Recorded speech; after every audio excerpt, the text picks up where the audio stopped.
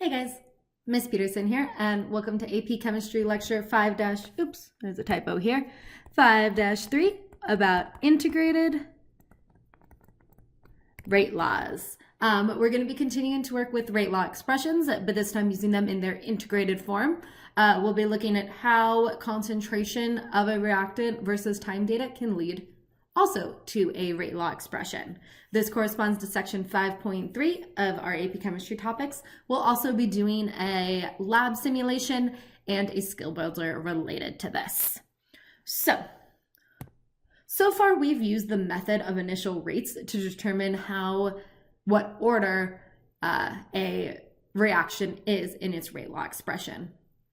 But that doesn't give us that much information about if we observe a reaction over a longer period of time, how will that concentration of the reactant change as it goes through it? Well, this does depend on the order of the reaction. If we have a zero order reaction, then that concentration is just going to decrease linearly. If we looked at the concentration of, say, reactant A over time, okay, the concentration would decrease by a steady amount for every unit of time because the rate doesn't care about that concentration. It's going to disappear or react at the same rate regardless of what concentration it's at. But if we have a first order reaction, we know that the rate is proportional to the concentration. So as that reaction proceeds, the reaction rate is going to slow down. So the concentration will be decreasing more slowly. Okay, and we end up with a curved graph. Okay. Same thing happens with second order reactions, just a little bit more dramatically because the concentration has even more of an impact on the rate due to that square in the rate law. Okay, so we will see an even sharper kind of curve there. Okay, but you guys might notice that those first and second order, if we're just looking at the graph of concentration versus time, they look pretty similar. It might not be easy to tell just from that graph what order the reaction is. Okay, so when we do this, we actually have to use graphical methods, a little bit of calculus here actually, to determine the order. Okay, now we're not actually going to be doing calculus in this class, but we do need to recognize which function would linearize that concentration data and how determining that function allows us to determine the reactant order. Okay, so if we were looking at graphs, okay, for a zero order reaction, like I said, the concentration versus time graph would be linear. However, for a first order reaction, the natural log of the concentration versus time graph would be linear, not the concentration by itself. And for second order, it would be the inverse of the concentration versus time to create a linear graph.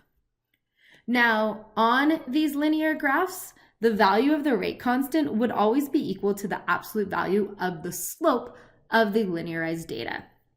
So if we were looking at, go away.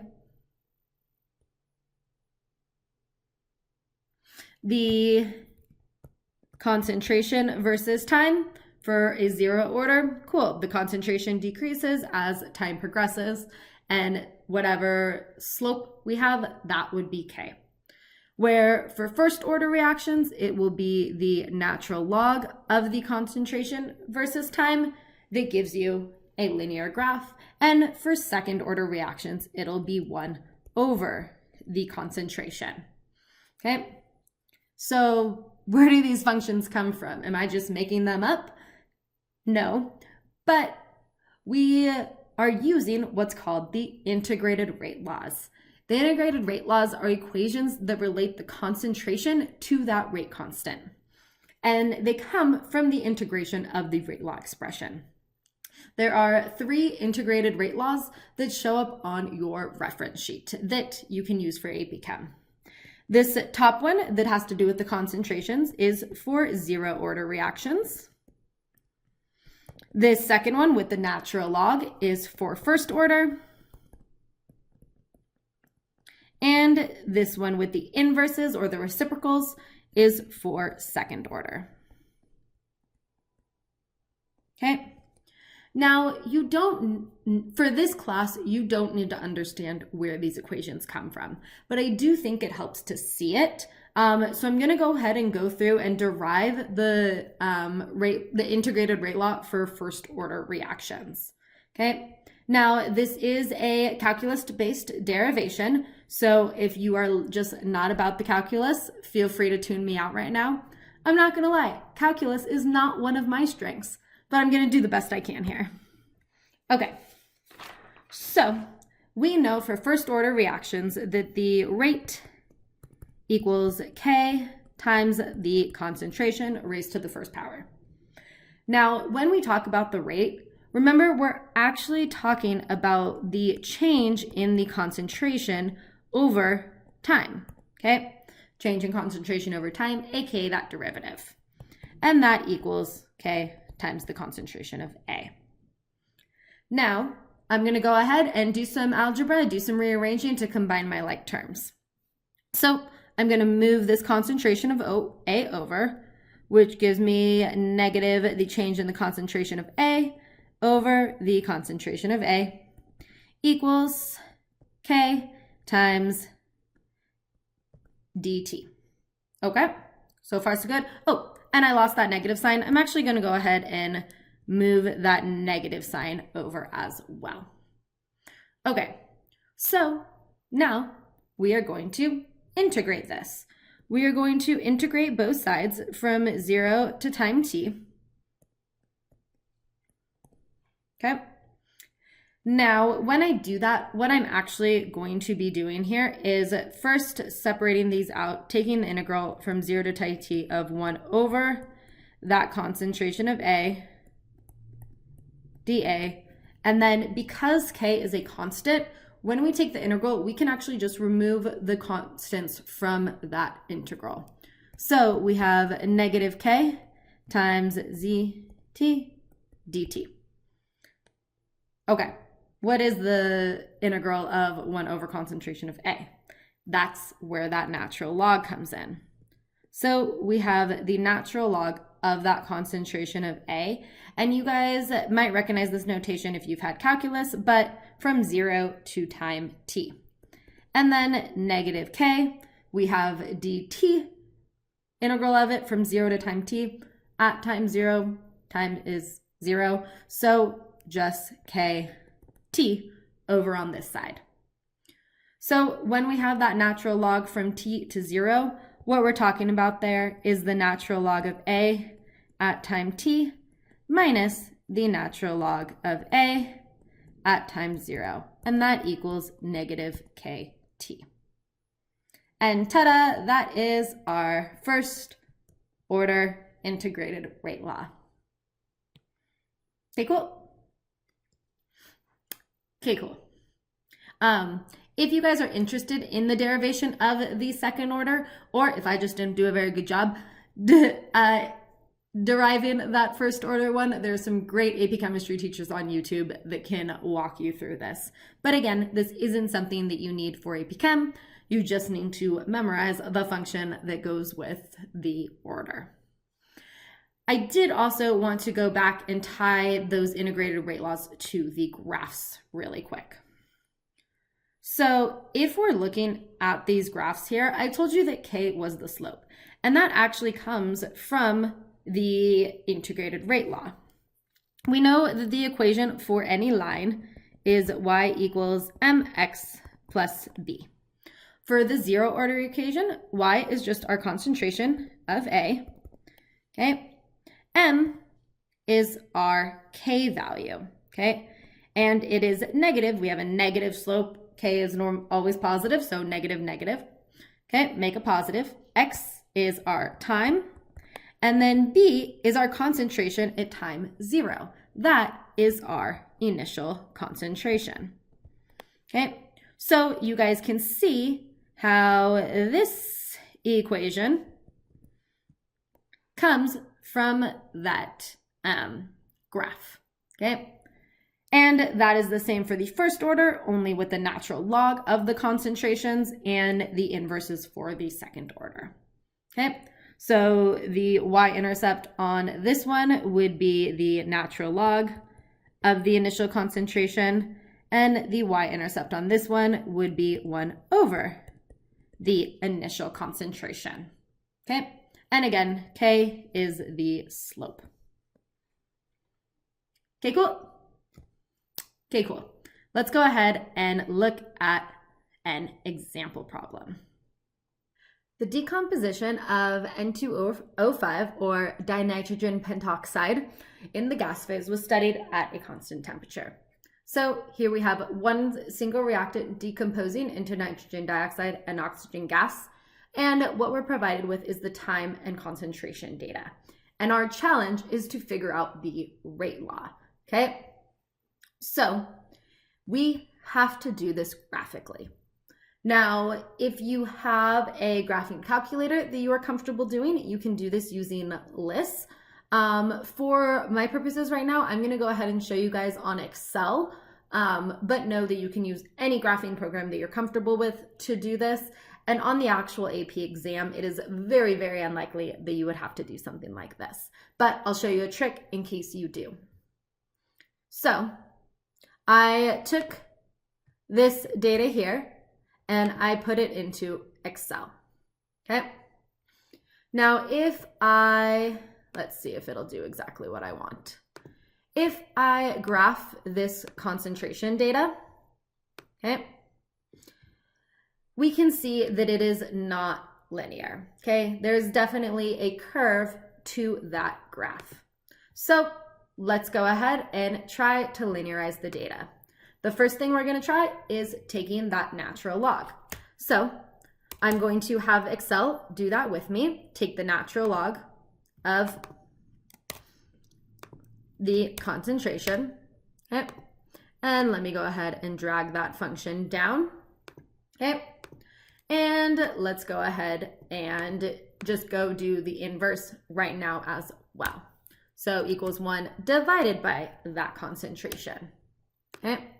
And drag that on down. That's gonna bother me, so I'm going to tidy it up, okay? There we go. Now, if you're just looking at these numbers, can you figure out which one of these graphs is gonna be linear? Okay. Well, this 0.5 might throw you off because it's only going halfway, but then it goes up by 100. And if we look here, let me go ahead and copy it over onto our notes so that we can see it even clearer. Okay, so if you didn't have graphing capabilities, but you had your calculator so you could actually figure out these functions, hopefully you can see that in this natural log one, between 0, 100, 200, 300, 400, it goes up by about 0.7 each time, from 2.3 to 3, from 3 to about 3.7, from 3.7 to about 4.4, from 4.4 to about 5.1. So that one is going to be our linear relationship, okay? And I can also show that to you guys on Excel, okay? I'm just going to actually take this graph that I've already created and just change my data. So actually, no, it would be better if we can see all of the graphs. So there's the concentration one. I'm going to create another graph with the natural log.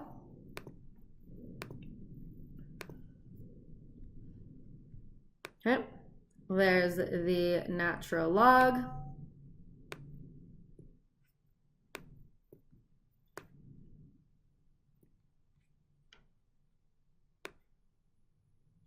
Okay, and we can see that that is a line.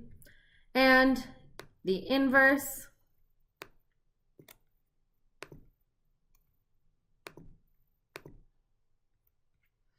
we can see that that is a curve, okay? So the one that it's going to be is the natural log, okay? That is the one that gives us our linear relationship. Now, if I add a linear regression trend line to this, okay, and I display the equation on the chart, we get that negative 2.3, which is the natural log of the initial concentration, and then the slope of it is negative 0.0069, okay? So the slope of it is, or K, is negative 0.0069. But remember, we always take the absolute value of it. So just that 0.0069.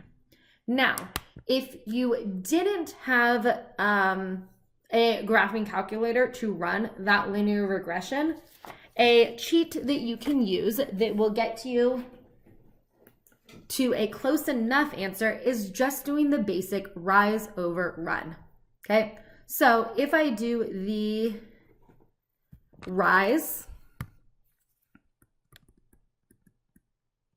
okay, we'll just do the whole graph. So from here to there, okay, final minus initial, I have negative 5.08 minus negative 2.30. Okay, divided by the time for that, which is 400 seconds. Okay, and I plug that into my calculator and I get an answer that is all just a little off, but just about identical to the K that I got using the graphical method. Okay, so that is a shortcut for it if you don't have a graphing calculator on hand that can run a linear regression. Okay, so we have K, which, oh, and it's the natural log. That tells us that this is a first order reaction. So our rate is going to equal K times the concentration of N2O5 to the first power. Now, since it is a first order reaction, we know rate is always in moles per liter per second. Okay, this is in moles per liter, so the units of K is just 1/seconds, or seconds to the minus 1, okay, because our time is in seconds. Okay, so now that we know our rate law and our order, we can use our integrated rate law for first order reactions to solve for the concentration at any instant in time. For example, at 250 seconds, okay? So our rate law expression is the natural log of our concentration, okay, minus the natural log of the initial concentration equals negative KT, okay? And again, that is from your equation sheet. So let's go ahead and plug in our values. Well, I'm looking for the natural log of, or the concentration of N2O5 at 250 seconds. So minus the natural log of the concentration at time 0. Or we could have just put in that negative 2.3 there since we had already calculated that. And that will be equal to negative 0.0069 times the time, 250 seconds. Okay. So, and then we algebra, we end up with the natural log of N2O5 equals, be really careful on your signs when you're plugging this into your calculator, because it's really easy to get those mixed up. So I have negative K times 250 gives me negative 1.725 plus the natural log of 0.1000, and I get negative 4.0276. Okay, now algebra review. How do we undo the log? Okay, or the natural log, sorry. Well, we take e to both sides. So e to the power of negative 4.0276. Okay, normally your e is like above that natural log. Make sure you can find that function. And I get a concentration of N2O5 equal to 0.0178 molar. Okay. And whenever we do these, we do always want to check and make sure that our answer makes sense. That will allow us to catch any little math errors that we might have made in our algebra. So if I'm looking at 250 seconds, I'm looking at a time in between here. So my concentration should be in between 0.0250 and 0.0125, which it is. So we know this is good to go. Okay, let's go ahead and try another one, solving for a different variable. At what time is the concentration of N2O5 equal to 0.00150 molar? Okay, so 0.001, we know from looking at our data that that's going to be longer than 400 seconds. Okay, so let's just go ahead and plug it in. I'm plugging it in to this equation right here again. So I have the natural log of that concentration, okay, minus the natural log of the initial concentration. And that equals negative K 0.0069 times T, which is what we're trying to solve. So we plug it all into our calculator. Divide this by negative 0.0069. Okay, then be careful when plugging it in. 0.00150 minus the natural log of 0.1000. Not that I needed to plug in all those zeros, but let's have it. 0.0069. And I get a time of 608.65, so 0.7 seconds. Okay. Or if I'm rounding to sig figs, I would say 609 seconds. Okay, cool. Okay, cool. So on the last page of these notes, I just have a summary table for each order, what the rate law is, what the units of K will be, and the integrated rate law. Note these are written in y equals mx plus b format, not the way they are on your equation sheet, but they are the exact same equation. Note for this one, every now and then you'll see it written like this, which is another completely valid form of that rate law, okay, in case you see it in your textbook or anything like that. Then the plot that leads the straight line, 0 concentration, 1 natural log, 2, 1 over, and the half-life expression, which is what we will be covering in our next lecture, okay? And again, when in doubt, you can always look at the data and see which order it'll be. It is 0 order for this one because that concentration decreases linearly. 8 minus 2, minus 2 more, minus 2 more. For first order, it'll be the natural log. 2 minus about 0.7, minus about 0.7, minus about 0.7. That one is our linear one. And for second order, the 1 over will be linear. 0.125, 0.250, plus 0.125, plus 0.125. Okay, cool. Okay, cool.